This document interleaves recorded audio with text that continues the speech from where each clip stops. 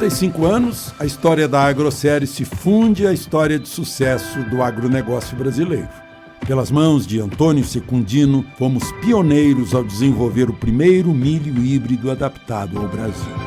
Ao longo de gerações, acompanhamos o trabalho incansável dos produtores rurais para que o nosso agronegócio continue ajudando a construir o futuro do Brasil. Agroséries, grandes histórias constroem o futuro.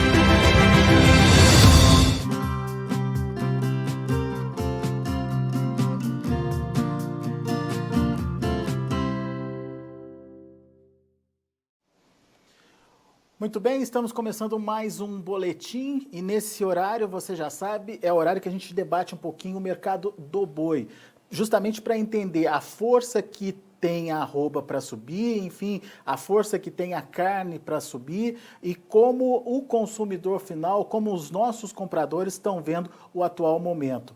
Nessa análise de hoje, a gente tem uma condição bastante peculiar, que é a continuidade da alta. Será que ela vai continuar? Será que a alta que a gente viu acontecer nas últimas semanas, enfim, nos últimos meses, ela tem ainda fôlego para continuar?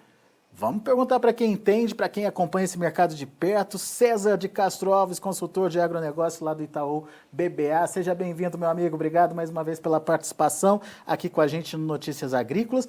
É a pergunta que todo mundo está se fazendo nesse momento, César. A arroba tem fôlego para subir mais ou não? Que pergunta, hein, Alex? Nada trivial, como sempre aqui. Mas vamos lá, vamos tentar pontuar.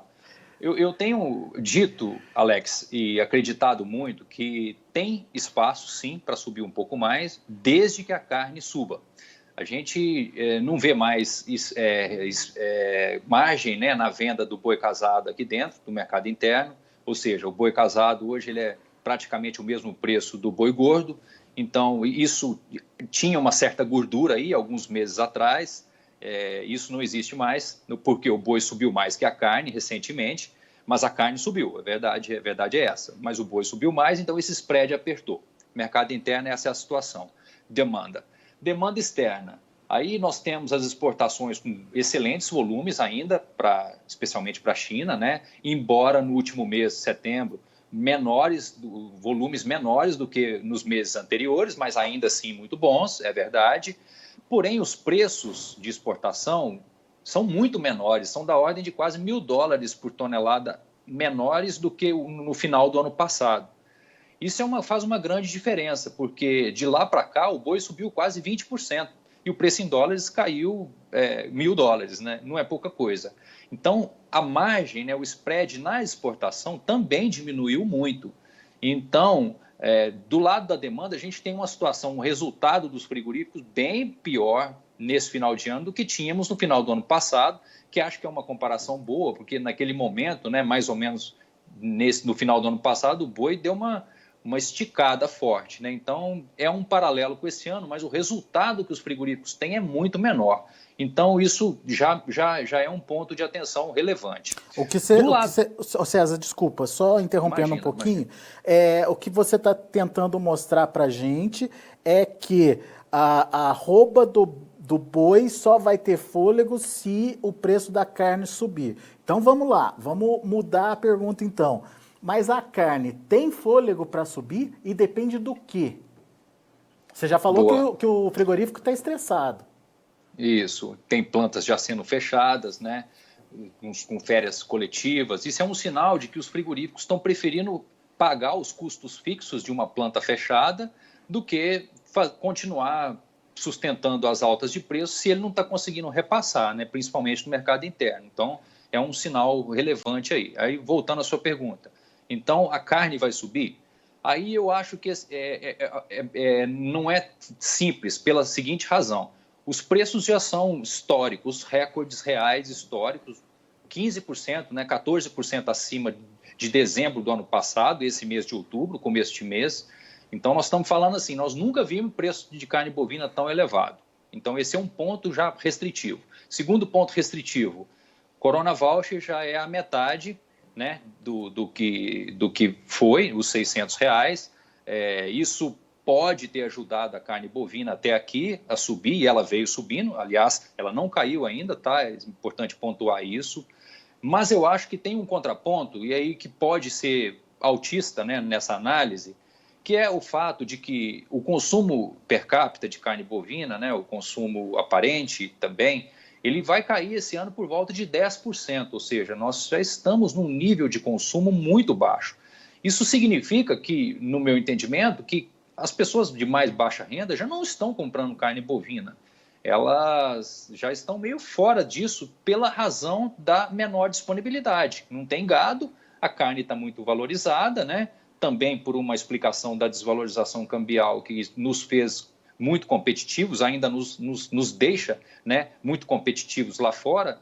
A gente tem muito pouca oferta aqui dentro. Então, o consumo estando já nichado, né, só quem está empregado e tem, de fato, condição está pagando, faz com que essa pessoa aguente mais desaforo, entendeu? Então, isso me deixa, de certo ponto, não me surpreenderia se a gente vê mais altas da carne bovina.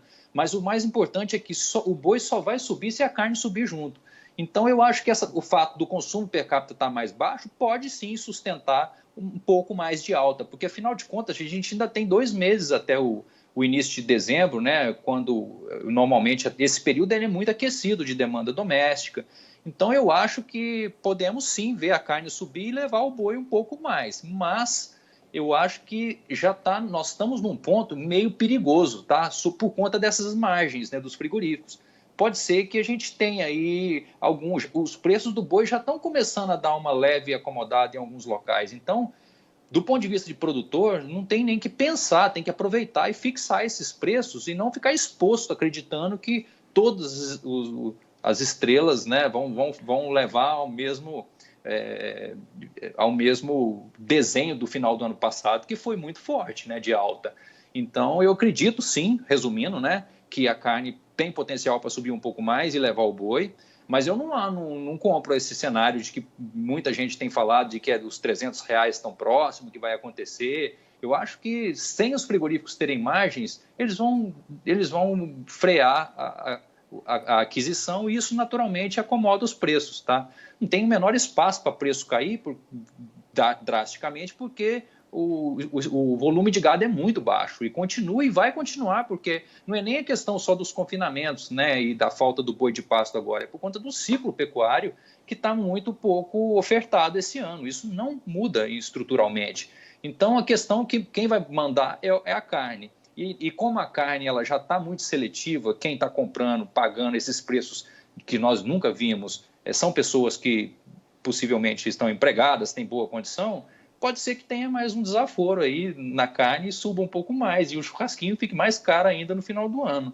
No entanto, César, pelo que eu estou entendendo, tem limite. Talvez a gente não veja mais essa pernada de alta que a gente viu acontecer em meses passados, né? Perfeito, perfeito. Vai ser mais uma correção, enfim, um ajuste aí nas cotações, do que propriamente uma disparada, né? Exatamente.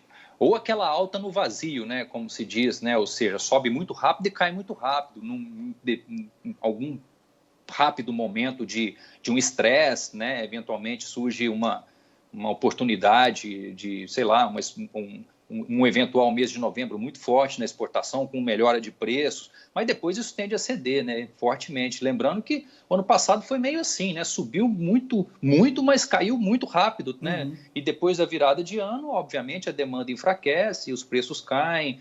Então, acho que é importante não perder a oportunidade, porque os preços são muito bons, né, do momento, sobretudo para quem comprou a reposição lá atrás, são fabulosos. E como nós vimos no final do ano passado, os preços, passado esse momento que é muito demandado, os preços voltam muito rapidamente, né? Então, a gente teve aí há poucos dias atrás um preço muito bom no contrato de janeiro para o boi futuro, né? R$270, mas durou um dia. Depois, no dia seguinte já caiu R$7. Então, o mercado ele tá meio perigoso, assim. Então, os preços para o ano que vem são bem menores, mas até o dezembro está muito bom. Então, é uma chance aí de garantir esses preços, travando, né, fixando, tem alternativas para isso, várias delas, né, e os frigoríficos estão muito o preço está muito alto da carne, né? Então justifica ainda assim esse boi. Mas sem a carne subir novamente, o boi eu acho que ele trava. E essa regra vale para mercado de exportação também? Enfim, só vai ter aumento de vendas se houver melhora no preço da carne? Sim, Alex, perfeitamente. A exportação, ela no final do ano passado, ela te deixava um resultado muitíssimo melhor do que o de hoje, né? A gente veio, o preço em dólares veio caindo ao longo do ano e o boi só subindo, né, em reais. E o câmbio ele ajudou até maio, junho ali, né, que o preço em dólares podia cair, que ainda assim a receita em reais era maior, compensada pela desvalorização cambial. Hoje nós não temos mais esse efeito, né? O dólar está meio estacionado ali nos 5,50, não está. E o boi subindo. Então, isso é um empecilho, sim, tá? Eu acho que em volumes eu estou bem tranquilo. O horizonte é muito bom, inclusive para o ano que vem, para as exportações, mas o resultado delas é bem diferente.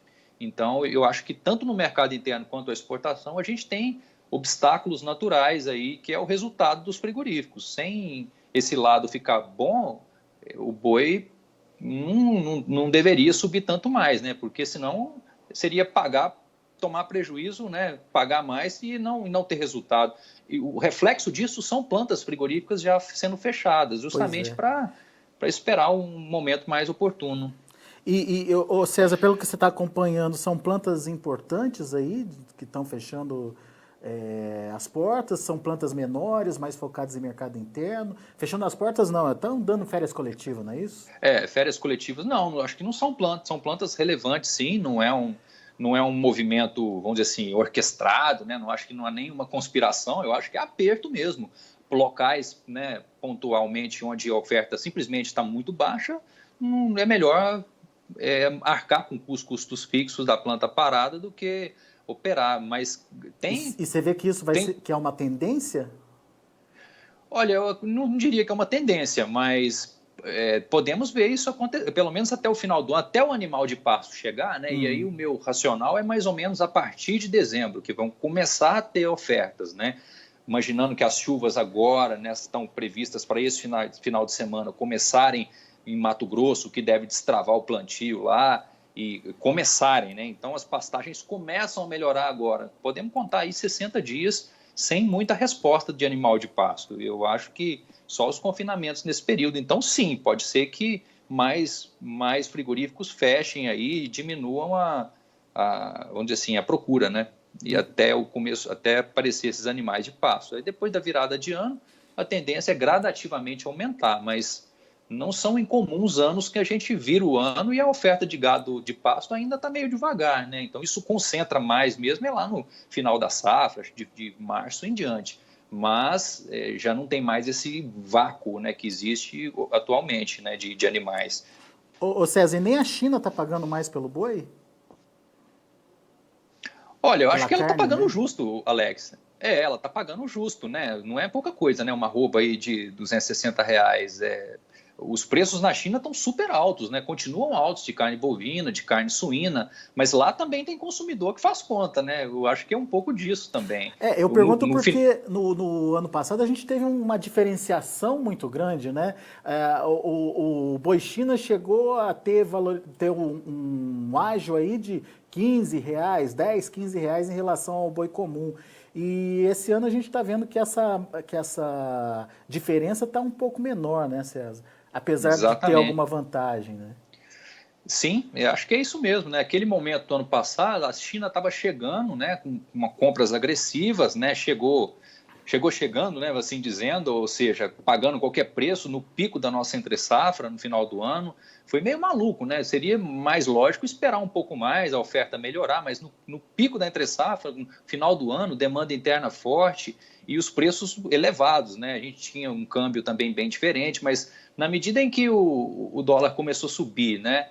E o preço em dólar começou a cair, a pressão já foi muito forte em janeiro ali, quando a gente teve os chineses querendo reduzir preços, isso surtiu efeito, os preços caíram bastante e hoje é uma outra realidade, ou seja, eles ainda têm muita demanda por carne, né, bovina importada, mas os preços são muito mais mas continuam elevados na moeda deles lá, né? E não mudou muito a situação. Então, para que o preço em dólares voltasse, subisse R$1.000 para o nível do final do ano passado, teria que subir muito mais lá na China internamente. E também tem limite, né? Então, eu acho que não vejo nenhuma distorção aí, não.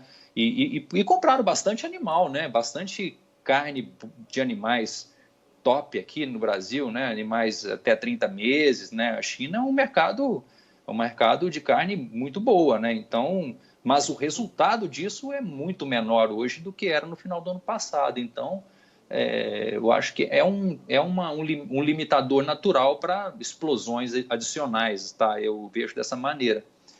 Legal, muito bom, muito boa análise. Portanto, vamos ficar de olho no comportamento dos preços da carne. Se essa camada seleta que está conseguindo consumir carne bovina hoje, né, César? Se ela mantiver essa possibilidade aí de alta na carne, tudo bem, pode até ser repassado para o boi. Mas se ela não garantir isso, daí fica mais difícil da gente ver aí o boi mudando de patamares, ou pelo menos mudando de patamares naqueles ritmos que a gente viu aí nas semanas anteriores. Pode ser uma coisa mais comedida, uns ajustes, umas correções apenas aí sendo verificadas.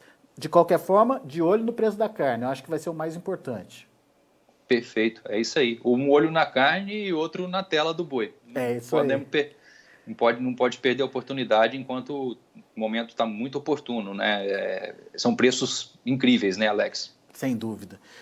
Meu caro, muito obrigado mais uma vez pela sua participação, mais uma bela análise aí do César de Castro Alves, consultor de agronegócio do Itaú BBA, aqui com a gente no Notícias Agrícolas. Volte sempre, meu amigo. Um abraço.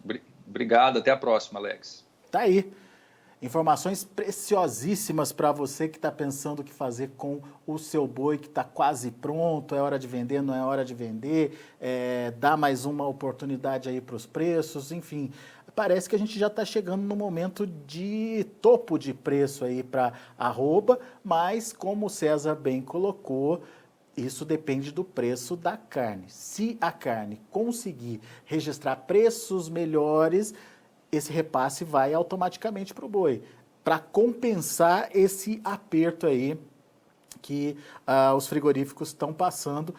Na análise do César, o spread dos frigoríficos diminuiu bastante. Frigoríficos do mercado interno dependem principalmente dos subprodutos aí para ter alguma margem, mesmo assim já está muito ajustada. O mercado externo, essa margem reduziu bastante e aumentar o preço não parece ser uma coisa muito oportuna para esse momento, ou pelo menos, enfim, depende obviamente da agressividade aí dos compradores, né, da necessidade dos compradores da carne brasileira, mas pelo ritmo das exportações, a gente já viu as exportações caindo aí nos últimos 3 meses, não parece ser esse o sinal de que vamos aumentar muito aí o ritmo de compras. Enfim, vamos prestar atenção principalmente na formação dos preços da carne.